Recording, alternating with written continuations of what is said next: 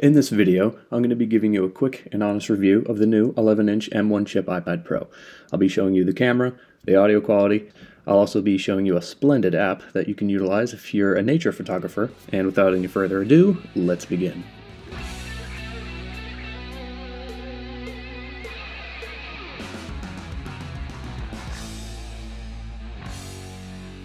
The camera on this fella is a 12 megapixel wide angle lens, which provides adequate quality for photos, videos, or FaceTime. I want to show you something kind of interesting that you can do while you're using FaceTime. So there's now this little thing called Centerstage, where the camera will allow you to walk around and it'll follow you. You know, because normal people walk around their kitchen while they're video conferencing people, right? I suppose that's an interesting perk if you're cooking or occupied with a task or whatnot. Where's my... Oh, here it is. Okay, listen to this. I thought about the term Burger King for a while now. I mean, I racked my brain for months reading all of the Burger King mythology literature.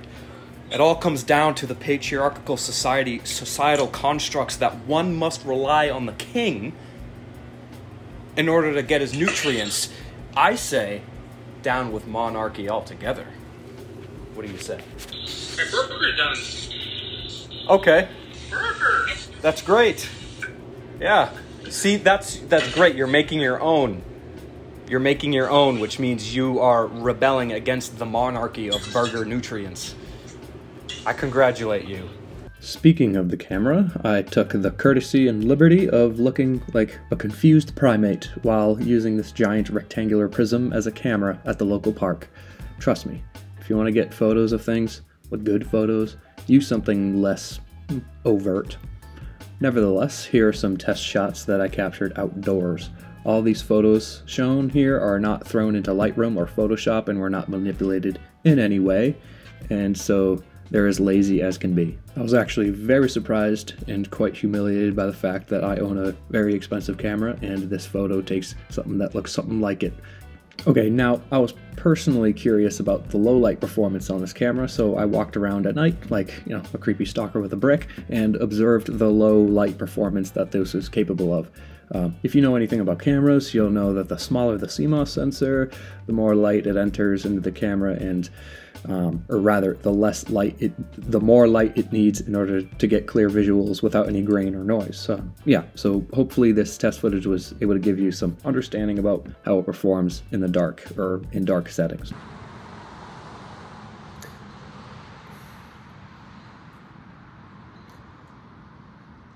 Yeah, this is really boring. Now let's check out the new built-in audio that this iPad possesses. So right now I'm using about a $400 audio setup right now that you're listening to me speaking into a condenser microphone. So don't be disappointed or surprised if suddenly you hear it drop in quality, because that would be a little understandable. This is the onboard audio of the iPad. Sadly, every 60 seconds in Africa, a minute passes. You know, technically you don't need a parachute to go skydiving, but you need a parachute to go skydiving twice. As it turns out, a new study has found that humans actually eat more bananas than monkeys. I guess that's true. I can't remember the last time I ate a monkey. Alright, about that interesting, cool app I was talking to you about. So, if you want to plan on shooting stars or photos of the Milky Way or the moon, then check out this app right here.